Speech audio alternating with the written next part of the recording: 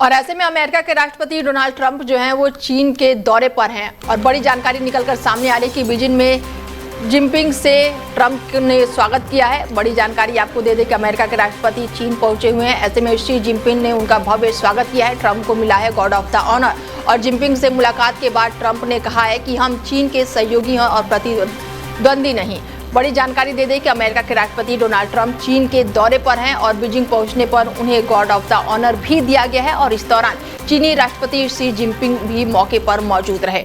दोनों नेताओं के बीच द्विपक्षीय बैठक हुई है। मीटिंग के दौरान शी जिनपिंग और ट्रंप ने एक दूसरे की जमकर तारीफ की है। चीनी राष्ट्रपति ने कहा कि हम सहयोगी हैं, प्रतिद्वंदी नहीं। मजबूत रिश्तों से दोनों देशों को फायदा मिलेगा और हम मिलकर दुनिया में बदलाव करेंगे। ट्रंप ने कहा कि चीन और अमेरिका के रिश्ते बेहतर होंगे। ट्रंप ने कहा कि शी जिनपिंग मेरे अच्छे दोस्त और महान नेता हैं। अमेरिका और चीन के बीच रिश्ते शानदार हैं और आने वाले समय में ये और भी बेहतर होंगे। हमारे बीच मतभेद से ज़्यादा साझा है और ट्रंप की ये खास यात्रा मानी जा रही है। राष्ट्रपति ट्रंप के 2017 की पिछली यात्रा के बाद से किसी मौजूदा राष्ट्रपति चीन की ये पहली राजकीय यात्रा है। ऐसे में 8 सालों के बाद ट्रंप की ये यात्रा बेहद ही खास मानी जा रही है। चीन पहुंचे हुए हैं अमेरिका के राष्ट्रपति डोनाल्ड ट्रंप और चीनी राष्ट्रपति ने उनका भव्य स्वागत किया है। शी जिनपिंग से उनकी मुलाकात हुई है, बैठकें हुई हैं और ऐसे में बैठकों का दौर लगातार जारी है बीजिंग में।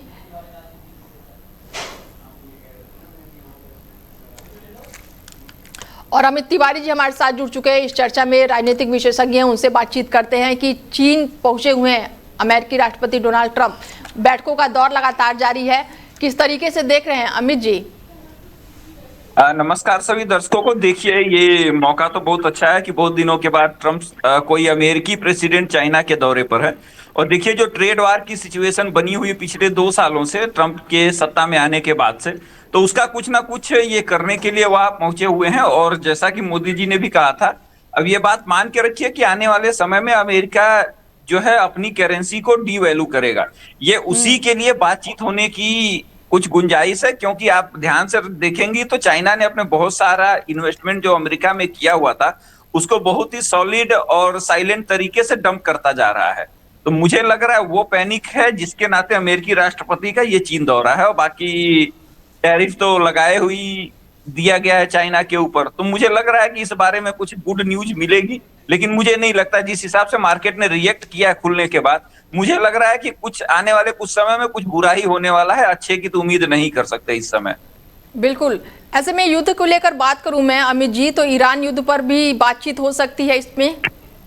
नहीं, देखिए, कुछ नहीं होगा। ये तो जियो पॉलिटिक्स का बहुत साधारण सा मैटर है। और एक घटना आपको याद दिला दूंगा, पता नहीं शायद आपको याद होगा कि नहीं होगा। 1998 में इंडिया ने न्यूक्लियर टेस्ट किया था और पाकिस्तान ने भी किया था। ठीक है, तो पाकिस्तान को अमेरिका ने बहुत सारे आर्म, तमाम सप्लाई और बहुत कुछ दिया था, लेकिन इवन भारत को जो है अमेरिका ने सैंक्शन कर दिया था। बिल्कुल। तो ठीक उसी प्रकार से चाइना ताइवान को अपना हिस्सा मानता है और वो जो सिस्टम है उसी के बारे में बातचीत होगी। जैसे कि अमेरिका ने वेनेजुएला पे किया, ईरान पे किया, तो सारे लिप सर्विस कर रहे हैं, कोई सामने नहीं आ रहा है।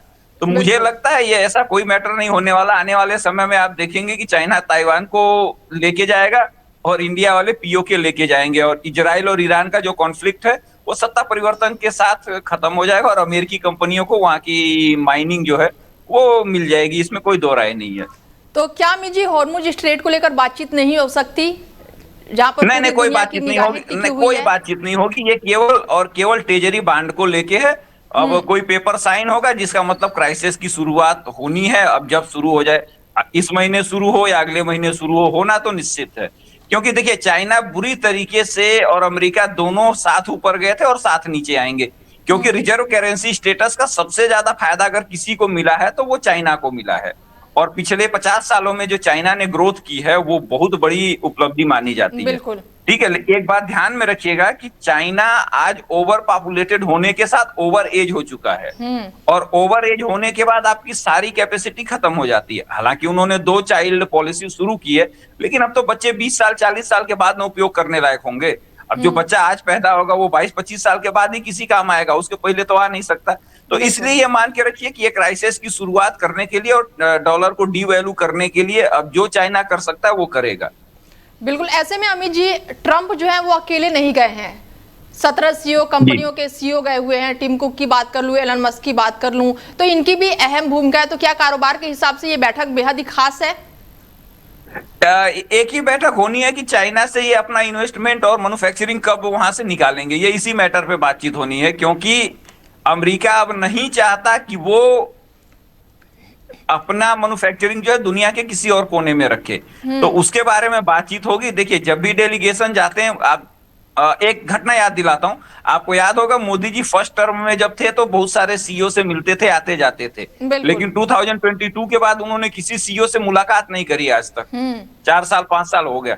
तो ठीक उसी प्रकार से ये लास्ट विजिट है और उसी में ये क्लियर हो जाएगा कि अब अमेरिका अपना सारा इन्वेस्टमेंट चाइना से पुल अप करेगा और आने वाले समय में चाइनीज गुड्स जो है वो काफी महंगे हो जाएंगे। बिल्कुल। ऐसे में युद्ध जब चल रहा था तिवारी जी, तो कहा जा रहा था कि चीन जो है ईरान को सपोर्ट कर रहा है। तो ऐसा तो नहीं है कि अगर पाकिस्तान ये समझौता नहीं कर पाया है तो ट्रंप जो है ईरान के कंधे पर बंदूक रखकर चलाना चाहते हैं युद्ध को लेकर, चीन के कंधे पर लेकर? नहीं, ऐसा कुछ नहीं है। देखिए, वो वहां के कराची साहब जो विदेश मंत्री थे रोज बोल रहे थे हमारी कोई बातचीत नहीं, हमारी कोई बातचीत नहीं। बाद में बोले हाँ हमारी बातचीत मीडिएटर के थ्रू चल रही थी। तो राजनीति में वो जो दिखता है वो होता नहीं और जो होता है वो दिखता नहीं। तो मुझे कुछ नहीं, मैं इतना जानता हूं कि चाइना अमेरिका के बीच जो बातचीत होनी है वो केवल और केवल अपने इन्वेस्टमेंट को एक दूसरे के देश से बाहर निकालने की है और कोई ट्रेड डील नहीं होनी है, कोई बातचीत नहीं होनी है। ये दिखाया जा रहा है क्योंकि ये दोनों कंट्रियां आपस में मिली हुई हैं।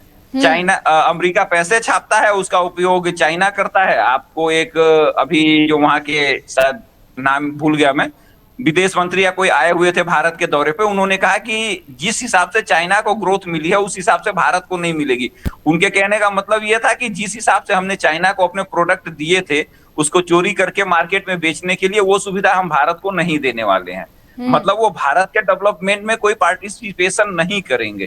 तो यही सब चल रहा है जियोपॉलिटिक्स में। और कुछ समय के बाद आप देखेंगी कि चाइना और अमेरिका के बीच जो ट्रेड डील होनी है उसका तो पता नहीं, लेकिन इंडिया चाइना का ट्रेड डील आपको बहुत जल्दी होता दिखेगा। बिल्कुल।